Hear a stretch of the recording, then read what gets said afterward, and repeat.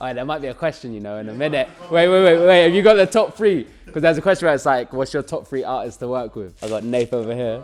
Go on, you come say well gone. Come say well gone. My guy.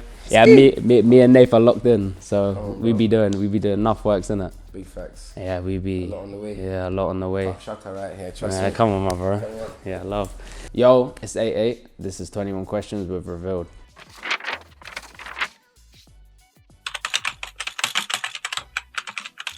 I say 8 is a producer, sound engineer, recording engineer.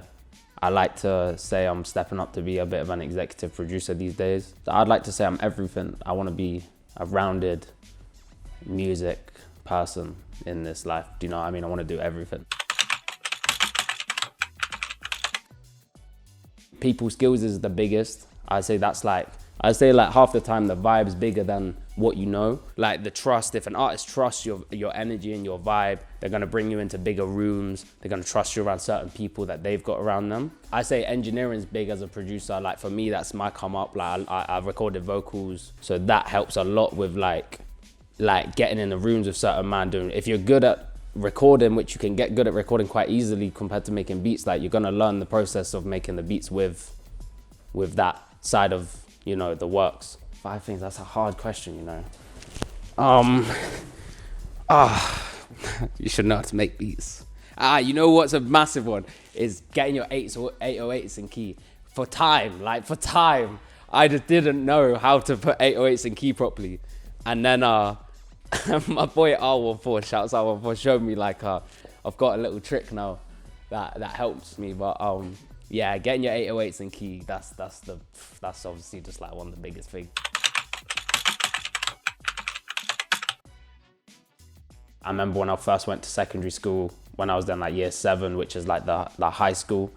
I remember I used to tell people like I'm a music producer. I used to tell people that, like just lies, innit? Like when you're a kid, like, oh, I'm a music producer, and they were like, anyway. So I used to tell people that, but I didn't make any beats. I did like music, GCSE, and I got like a C or D or whatever it was. Like I never got any A's or B's, or I just did awful in my exams growing up. And then when I did my production course in college, I failed all my A levels and I got an A star in my music production course. So my dad was like, yo, maybe just do the full-time course, drop your A levels and restart. So I did that. And then like I tried to move to LA when I was 18. So like I had an opportunity to like coach soccer out there. So I did that, flew out, thought it was gonna be a big music journey. And I came back after like no time at all, just didn't like it, like felt too isolated.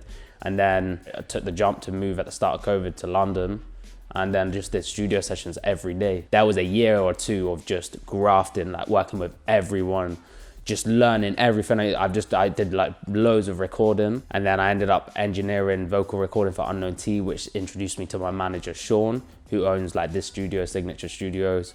And then Sean took me on to like as management, and then everything kind of unfolded from there. And that was 2 years ago. So 2 years later, we're here now, and everything else has happened, you know? So that's kind of the journey. You get mistreated, your value gets cut, you don't get paid. Like there's no money this side of the industry, like until you really like can get the bigger streams and that. And even then it's like not really what you expect it's gonna be. So I think that's a big challenge, like, you know, doing so much and working with the biggest guys to get really like, you know, next to nothing back. I think that's like the biggest challenge. I have my guys that make the shiz. That's what I've got. I've got 2 guys right now, Lanks and Harry Beach. And I manage Lanks, so he's like my guy from where I grew up.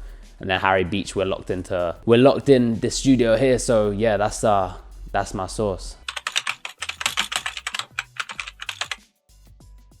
Alright, there might be a question, you know, in a minute. Wait. Have you got the top 3? Because there's a question where it's like, what's your top 3 artists to work with? Can you name 3 of your favourite artists that you work with? Yeah, I got Nafe over here. Go on, you come say well gone. Come say well gone. My guy.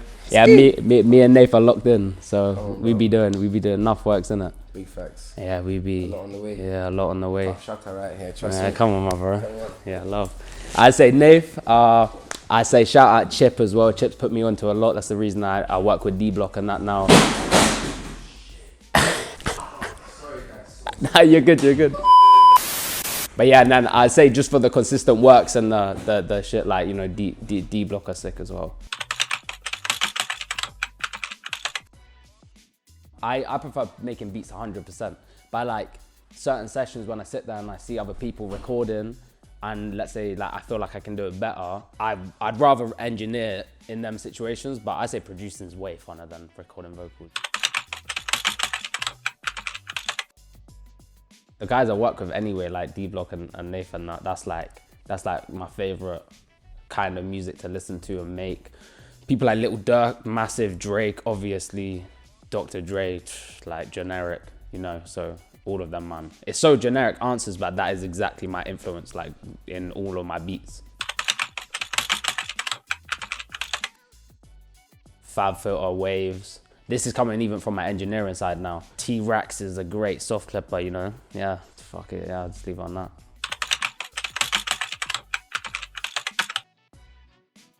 Nah, it's not. It's so not. But like my first placement, like my first literal like cool placement came out was Man in the Mirror by Ads. I remember like I was in the studio at the time with Chip and D-Block's engineer Prince, and like I've seen the song come out and I'm like, and then man, I didn't know it was coming out, so I've gone to Prince like, oh cool, like, yo, what, Man in the Mirror dropped? And he was like, oh yeah, and I'm sat there like, yo, I'm like, yo, and I'm with my boy and I'm thinking, shit.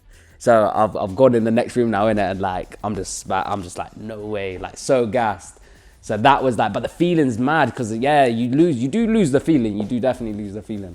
But I don't think you ever lose the appreciation of the fact you got it, because you know when you get that next single or whatever, you know it's building for you for what you're trying to work towards, whether that's a pub deal or whether that's just your whole reputation as a producer. It's all situational, but a lot of the times, like these days, like we're in the rooms, we're locked in with the artists. I really enjoy at the minute making stuff from scratch. So I'll be working with my guys, whether it's like Harry Beach, whether it's Lanks, whether it's someone like Merge, Sean Merge, we do a lot, Jojo, I've been seeing a lot R14, like they're all my guys, innit? So we just do our sessions and I like doing stuff from scratch, like catching a vibe, letting the artist write to your process, like and proper catching energy. Because sometimes I find like when you run finished beats, it's kind of like you've done all your work. And I feel like when sometimes the artist is writing to a beat, like it's kind of maybe too much. I like just starting from scratch, innit? So I like doing that as my process. But whether I'm using a melody, I'm trying to make a melody, that it's all just, it varies. To be honest, the process is different every time. I couldn't even tell you what, you know, the process is.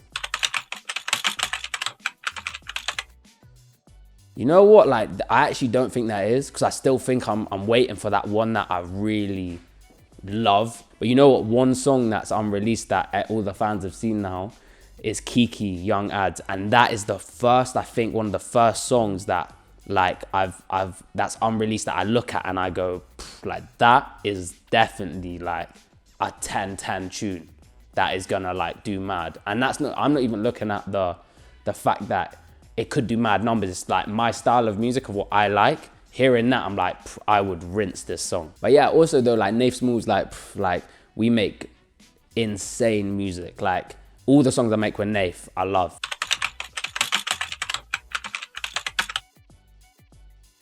I think post as much as possible. Show your face, like show like, even just do post like just a dump of your life. There's a lot of guys that just be reposting like the same reels, the same like, just the same stuff, or they just don't post at all until they get like a song come out. I think you gotta like do as much personal content as possible. Lanks, I manage Lanks for a reason. Like that's my guy, he helped me a lot. He's helped me a lot with my trap beats. Harry Beach, obviously, like I work with him like just as much as Lanks as well, like, you know, make most of my stuff with them too. Merds is like family, like that's my big bro. Jojo's sick, one of my guys from Southampton. R14 is my brother, like I love him. He's sick. Arthur's great, like, you know, if any producer sees this and we're boys in it, you know, I like working with you, like, you know, so. Be consistent, keep going, don't stop, like, you know, easy as that, like you just got to keep going. Like I did that 2 years, no major placements. I did like a year of just purely recording vocals to get like 3 placements in a year, just spent hours. So it's like, how much time are you willing to waste? It's not wasted, but I'm saying how much time are you willing to do like hours that don't support you, and just you're giving these hours to other people, but for them to put their hand out and say, I need something from you now, and whether that's a beat. I think just like do everything you can to build relationships and get in the rooms with these guys. I say going #1 on the D Block album. It would be as well like seeing my songs get played in front of 21,000 people at the O2 Arena. That was like a mad feeling. It's kind of like surreal feeling, but you kind of stood there and you're thinking, damn, like really made it happen, And like my biggest goal was to be like one of the main trap producers in whether that's the UK or the world. I'm working on the world, but D Block and Nafe Smallz, were really big goals of mine to work with them and to be the main guy for both of them. I feel blessed, for real. Just link up with, like, to be fair, just link Harry Beach. And we work it out. I'll be real, we just like cook something new. Or like I link one of my guys and just, I've been in a couple times where I've been really like lacking motivation and inspiration.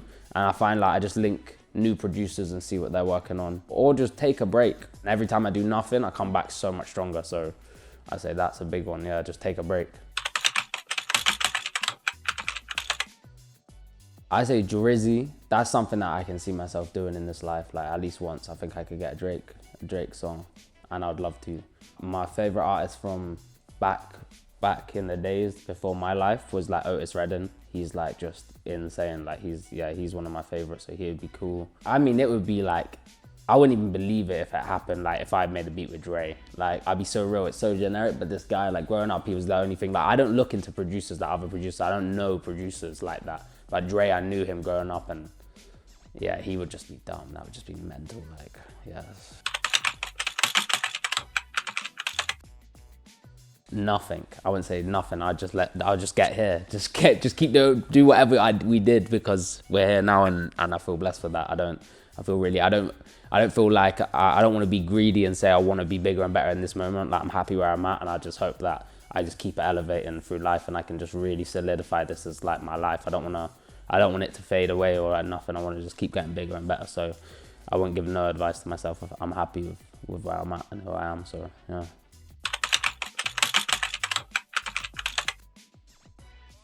I'll tell you the best advice I got from Chip, because like, shouts Chip, this guy just helped me and molded me a lot, like as on my come up and whatever. So he took me out and he basically taught me about